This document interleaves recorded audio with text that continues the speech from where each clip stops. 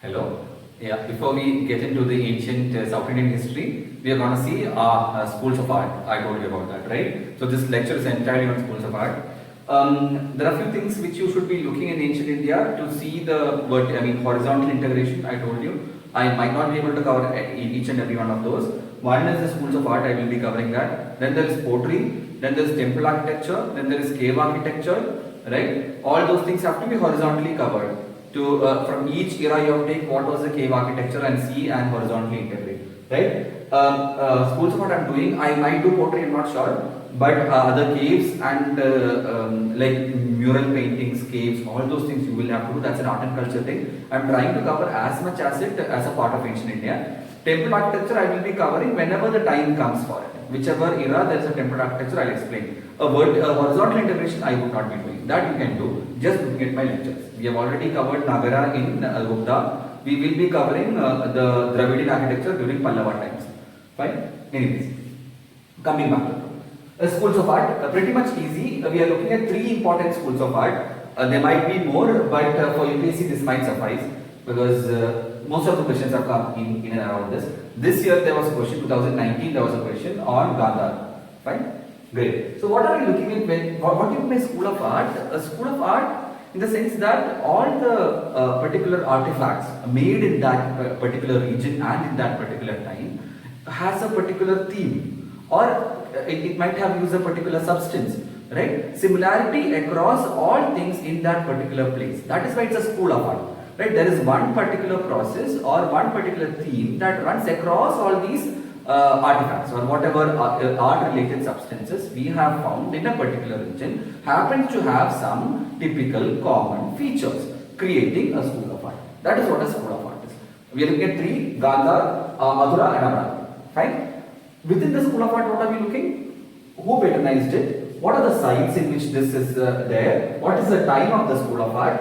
What are the materials used? And what are the features? This I have replicated across three schools. That's all. Again, what time, who patronized, what are the sites, what are the materials used, and what are the typical features. Great. So that's the structure here. Now we just have to see the content. Great. Good. So Gandhar comes in the later half of 2nd century BC. It is patronized by Indo-Greeks, Shakas and Kushanas. Most of the schools of art we are looking at here are during the post-Mauryan period. Okay? So Indo-Greeks, Shakas and Kushanas. What are the sites? Taxila, which is Takshashila, Jalalabad, Bamiyan and Bagram. Bamiyan reminds you of those Buddhas, right? That's actually Gandhar school of art. The huge Buddha statue which was blown apart by Taliban, that's actually from Gandhar school of art, right? The area is entirely Buddhist. All images in this region are related to the religion Buddhism. There are no secular images. What are secular images? Secular images are images of animals or kings or queens or something that's very mundane, right? So that is what a secular image is. There are no secular images in the Gandhar region. And there's only one religion here, which is Buddhist, right? So entirely Buddhist and no secular images. Materials used, grey stone is used, not sandstone, grey stone, just grey stone. Then stucco, I think it's pronounced as stucco. It's a plaster, S-T-U-C-C-O. I'm not sure how to pronounce it. Then terracotta is also used. Terracotta is that clay, right? You know that clay that is there, right? So it's mostly grey stone that is used here. Those are the materials. Now we are looking at the features.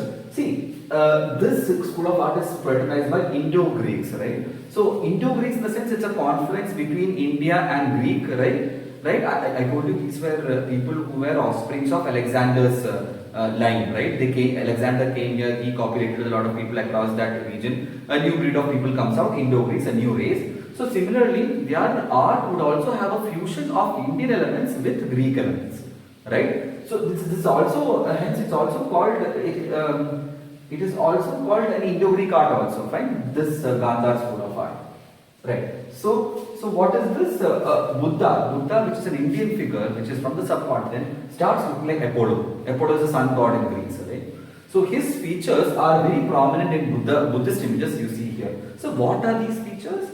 Muscular body, very muscular body, curly hair, Translucent drapery, whatever drapery he is using, the cloth he is using is translucent. Translucent since it's not entirely transparent, you can see it to an extent, like translucent. What would be translucent? Like some, not entirely see-through, but some opaqueness is there. Somewhere between opaque and transparent. Right? Now there's something called toga that is seen across all Buddhist images in this. I'll explain what a toga is. Toga is a cloth that goes across the shoulder like this. You might have seen it in all Greek plays, right? If you look at Julius Caesar, any depiction of him, he would be wearing something that has a button here, not a button, a pin kind of a thing here, and then there is the entire dress coming across. It has folds here, right? So this thing is called toga. If you go to the National Museum at Delhi, you can see the toga and the Gandhar School of Art images. It's a wonderful place to go if you are in Delhi or if you ever visit Delhi to understand what I am saying or what is the physical representation of all these things. It is there. I have gone there. It's a beautiful place. You should go. Toga like dress which is seen across this, and halo. You understand halo, right? Which you see around Srinarayana also. There's this aura kind of a circle around your head. So halo is also present. See, all these are really Greek. That's why we are seeing there's a huge confluence here between Indian images and the Greek way of making things. Right? It declined due to Huna invasion. Hunas are tribes in Central Asia. They invade and the school later declines. So that's mostly with the Gandhar School of Art. Right? I hope you have understood. As a school of art, it's very, what do you say, eclectic, right? Eclectic, something that is mixed, right? A mixed school where a confluence of cultures and ideas are there. Greek mixing with the Indian way, right? It's very mixed in that sense. The next is Mathura. Mathura is the oldest and the first school of art. It's seen in and around Mathura, and there's some place called Jamalpur. So it is also in 2nd century BC, but early 2nd century BC. This is the later half of 2nd century BC. This is early 2nd century BC. Sites are Mathura and Jamalpur. Material is red sandstone. You can see this even later in the Mughal period. Whatever is built around the Mathura, right, that UP region, red sandstone is the major one here. Look at Fatehpur Sikri, look at lot of Mughal architecture. You can see that red sandstone is continuously used. Even Red Fort has red sandstone. So red sandstone is easily available in that region. So that's why that material is preferred here, right? Coming to the religion thing.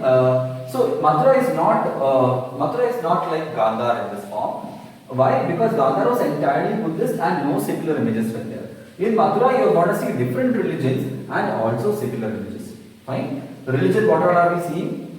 Brahmanical deities like Vishnu, Surya, Shiva. They are all present, right? Non-Brahmanical deities like Krishna and Balrama. That's also present. Non-Brahmanical in the sense maybe these are of tribal deities. I mean, Krishna seems to have such qualities, right? It's on the darker side of complexion, right? All that kind of makes Krishna a deity of tribal origin, which is later appropriated by Brahmanism.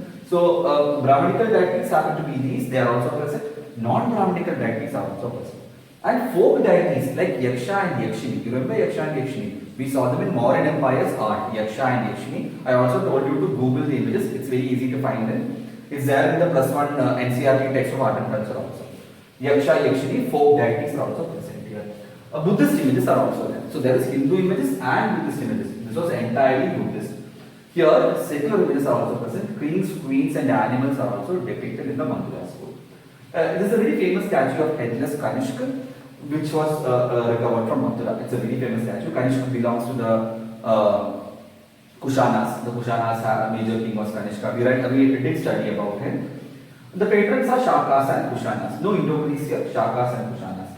Right? Now, looking at the features. We saw Buddha's features here. We want to see Buddha's features here again. So here Buddha's features are all masculine, all physical, right? All very imposingly Greek, right? If you look at Greek statues, you can see that physicality to it, right? Huge arms, chest, I mean all abs and stuff.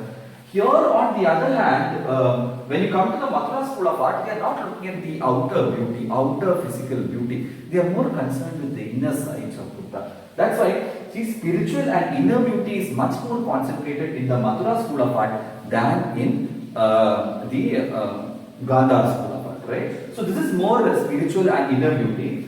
And Buddha can be seen in different asanas here, Padmasanas, and in Padmasanas. And then there's Abhay Mudra, most of the time he's having. See, mudras of Buddha are kind of important, but I've never seen any question. It's too complicated and too long. People study it. If you want to look through it, do look through it. Right? Having said that, Buddha in Padmasana, in Abhay Mudra also, head and face of Buddha is cleanly shaved. Now, here there was curly hair and all. There's no hair much here, clean shaved head, right? Prominent breasts, pretty much big chests, spiritual inner beauty as I told you. And there's a lot of time and attention spent on facial expression and emotions. Facial expression and emotions are very important. This was very physical, this is more emotional and spiritual. That's the difference. Very physical, a bit emotional and physical, right? You can, in the earlier part of Mathura, we don't see much of foreign influence, but later the foreign influence creeps through, right? Especially when patrons are Shakas and Kushanas, foreign influence would somehow come because they are all Central Asian people invading India and conquering, right? So later, that is the Mathura school of art. I hope you understood it. And finally, Amravati school of art. This happens in the later part of 2nd century BC, similar to Gandhar, right?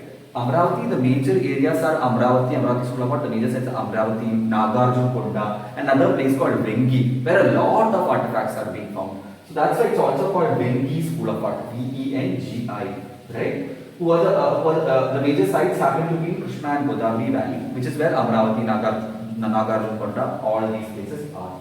Patrons are Satavahanas. We'll see about Satavahanas when you go to South Indian history. Ikshavaku and Vakataka. We won't be seeing Ikshavaku and Vakataka, they are just here. Satvahana we will see in detail.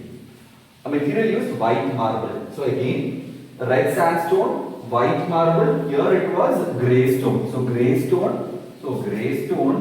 here it was white marble and, here it was red sandstone, here it was white marble. Remember the differences, right? Remember. Religion, only Buddhist images are there.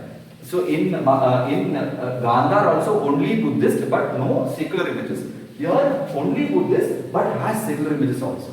Right? Mathura has Buddhist, Brahmanical, non-Brahmanical and secular. Right? So it is the most composite school. Here only Buddhist, no secular. Here only Buddhist but secular images are there. Right? Understood? So that is the difference. You have to differentiate and study between these schools. Now, it is entirely indigenous.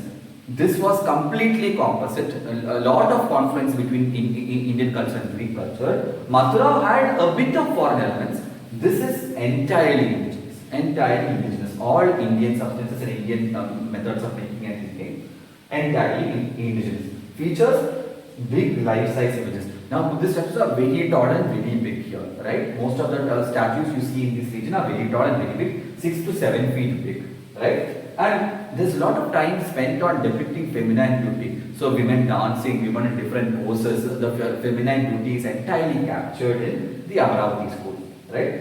We also see Yaksha and Yakshini here. And the school's one important property is the images are very elegant images. That's mostly with Amravati school. So that's with the lecture. I'm going to summarize it in one go. Gandhar, later part of 2nd century BC, patronized by Indo-Greek Shakas and Kushanas. Material used is grey sandstone. Buddha is very muscular and physical. Right? Only Buddhist, no secular. Mathura, the earliest among all this, sites are Mathura, Jamalpur. Material is red sandstone. Brahmanical, non-Brahmanical, Buddhist and secular images are present. Now patrons Shaka and Kushanas. Buddha here is all about inner beauty and emotions and spirituality, everything. Very contrasting from Gandhar.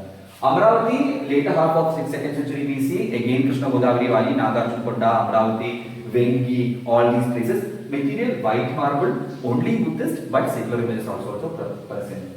Features, big life size Buddhas and Yash and Yakshini also. That's it. Thank you. I hope you have understood.